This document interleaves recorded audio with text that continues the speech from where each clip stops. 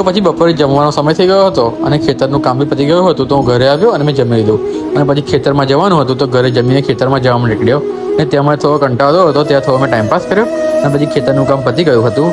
તો પછી હું ઘરે આવ્યો બપોરે અને બા કેરીનો રસ બનાવતી હતી તો મેં કેરી ખાધી હતી. અને પછી શાકભાજી લેવા માટે જવાનું હતું. તો હું શાકભાજી લેવા માટે ગયો હતો બાને લઈને.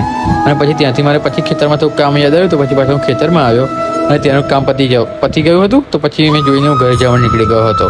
અને પછી બાને લઈને બજારમાં જવાનું હતું. તો બાને લઈને બજારમાં ગયો અને ઘરે આવી ત્યારે સિટી બહાર ખૂબ મસ્તી કરતી હતી. અને પછી રાત્રે મારે ઠંડુ પીવું હતું. તો હું બજારમાં ગયો અને મેં ત્યાં જઈને ઠંડુ પીધું હતું. તો આજે છે 6 જૂન અને ગુરુવાર દિવસ. સવારે વહેલો ઉઠી ગયો કેમ કે મારે ક્લાસીસ માટે જવાનું હતું. તો પછી હું રેડી થઈ ગયો અને ક્લાસીસ માટે જવા માટે નીકળી ગયો હતો. અને પછી હું ક્લાસીસ પહોંચી ગયો ત્યાં થોડો ટાઈમ મિત્રો સાથે ટાઈમપાસ કર્યો અને પછી ઉપર ક્લાસીસનો ટાઈમ થયો તો ક્લાસ અટેન્ડ કરી નીકળ્યો. અને પછી ઘરે હતો રસ્તામાં ભૂખ લાગી તો નાસ્તો કર્યો અને પછી હું ઘરે પહોંચી ગયો હતો. અને પછી ઘરે આવીને મારે ખેતરમાં જવાનું હતું. તો ખેતરમાં જઈ આવ્યો અને ત્યાં થોડુંક કામ હતું પતાવ્યું.